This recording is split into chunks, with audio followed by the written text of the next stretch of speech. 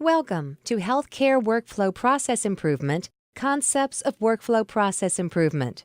This is Lecture B, Clinical Workflows. The objectives for Lecture B are to describe the purpose of process improvement in the clinical setting, identify the components of clinical workflow, describe the unique aspects of healthcare which add complexity to workflow process improvement, identify the benefits of healthcare workflow process improvement and the priorities to consider when implementing changes. The main focus of this component is workflow. Recall, a workflow is a process. It includes activities, entities, people or things that take part in the activities, and criteria that specify the order, priority, and timing of the steps. Choices and decisions as well as the information needs are specified. Often, the physical location where the task occurs or proximity to performance locations of other activities need to be considered. All of these things together comprise workflow. A patient visit to a provider's office can be broken down into their component processes. These processes are composed of more detailed activities. Examples of these activities in clinical care, listed here, include interaction with patients, physical assessment, ordering tests, making a diagnosis, developing a treatment plan, following up on test results, etc. Successfully performing workflow process improvement in healthcare settings requires familiarity with common clinical activities, processes, and how they vary in different clinical settings. Clinical care also depends on administrative activities that are necessary for care. They include scheduling, transportation, documentation, billing, food service, laundry, and maintaining an inventory of supplies. These activities that impact the workflow during a clinical encounter, for example, a visit to a provider's office, or the flow of the visit from the perspective of the patient or provider, are often considered in workflow process improvement. Single activities, also called tasks or steps, are grouped together. Grouped activities into processes. Some examples of activities grouped into processes include patient admission, surgery, collecting lab specimens, etc. The point is that steps in a process can be thought of in groups of smaller steps or as individual steps. The detail level at which one thinks about clinical workflow depends on the detail level that is needed. For example, a professor teaching a new procedure to a resident will describe each single step.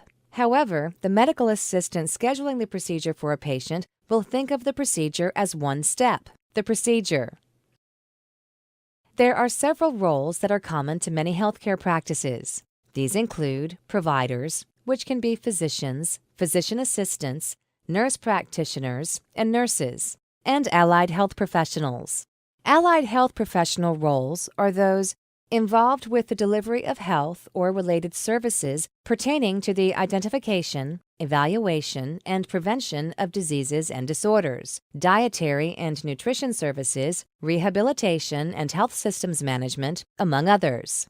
ASA HP 2011. While the providers are licensed professionals, there can be overlap in roles. For example, the nurse may weigh the patient and take vital signs and a history, or these tasks may be performed by a medical assistant. Patient education may be provided by any of the providers.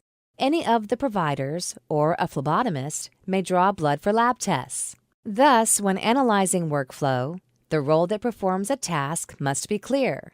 Clinics that perform outpatient procedures and hospitals tend to have more complex processes that involve even more roles.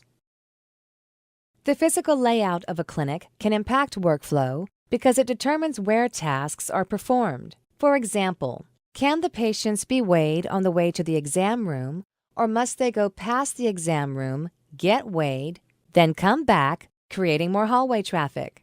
If patients must walk down the hallway, do they pass other patients or past procedure rooms? Do patients have to walk past exam rooms or back through the waiting room to leave the clinic? Are printers and copiers located conveniently for clinic staff who need them? While changes in the physical layout of a clinic may not be feasible as part of process redesign, Layout and its impact on physical workflow must be taken into account. Healthcare is an information-intensive endeavor, and information needs are an important part of workflow.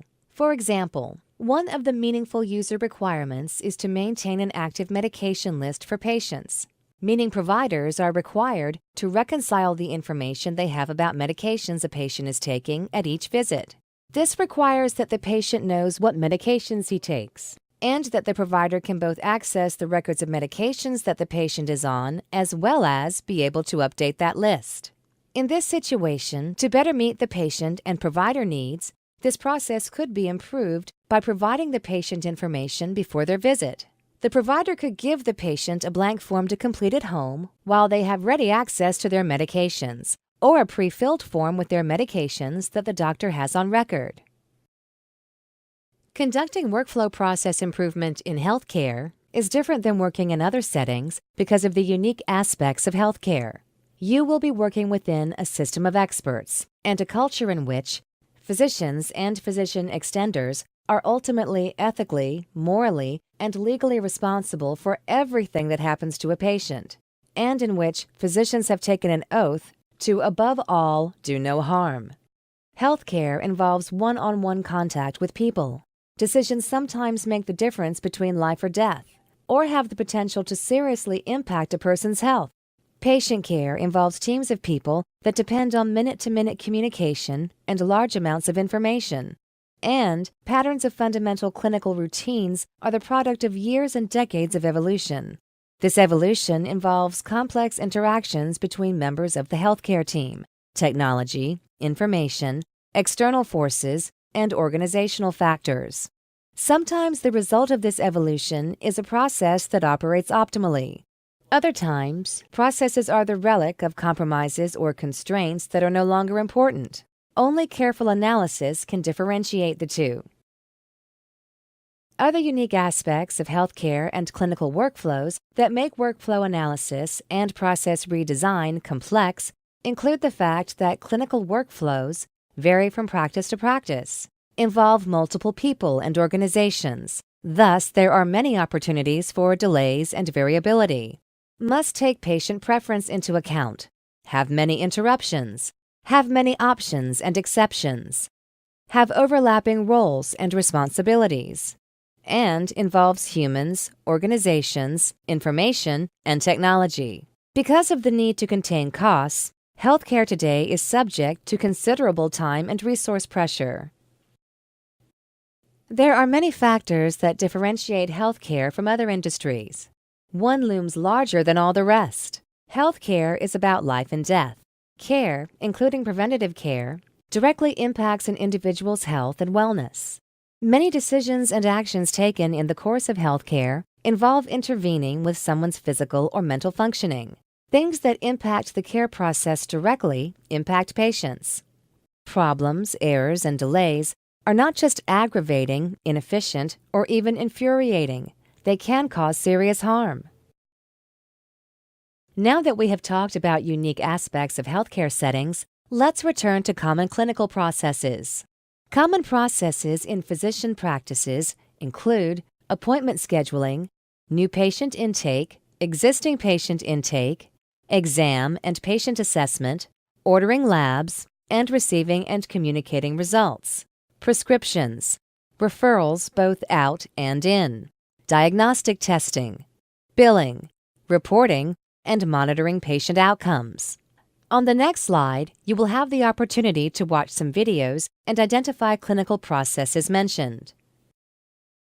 Most people are not accustomed to thinking of what they do every day in terms of workflow. That is why we need people trained as workflow specialists to facilitate this process and to help practices accurately describe and analyze their workflows. Several terms used in healthcare that may be confused with workflow or process analysis are regimented care, clinical pathways, clinical guidelines, and accreditation and audit. On your own, look each of these terms up and think about the similarities and differences with process analysis. If you don't normally think of things in terms of workflow, identify 3 processes that you encounter in your everyday life. Then for each of these processes, list out the steps that you identified, including those that you may not personally witness, but assume to have happened, so that you have a complete process described. Consider steps, their order and timing, decisions, locations, information needs, etc. This is an easy way to practice thinking in terms of workflow. Workflow changes in the clinical setting, like physicians, must first do no harm, and secondly, must improve the following processes. Processes can be improved by increasing efficiency, decreasing delays, errors, and cost, increasing quality and safety, improving the work environment, improving ability to care for patients, and creating a better overall patient experience. This concludes Lecture B of Concepts of Workflow Process Improvement. In summary, the purpose of clinical process redesign is to improve the safety, efficiency, and overall quality of healthcare. Meaningful use of health IT can help do this. The Practice Workflow and Information Management Redesign Specialist role helps practices improve the safety, efficiency, and overall quality of care by leveraging health IT. The Practice Workflow and Information Management Redesign Specialist role documents context and process so that it can be analyzed, analyzes process, recommends redesign options, including opportunities to leverage health IT, works with practices to implement redesigned processes, and evaluates, adjusts, and maintains changes. The specialist may do these things himself or may teach groups of practices and facilitate groups to do the analysis and redesign themselves.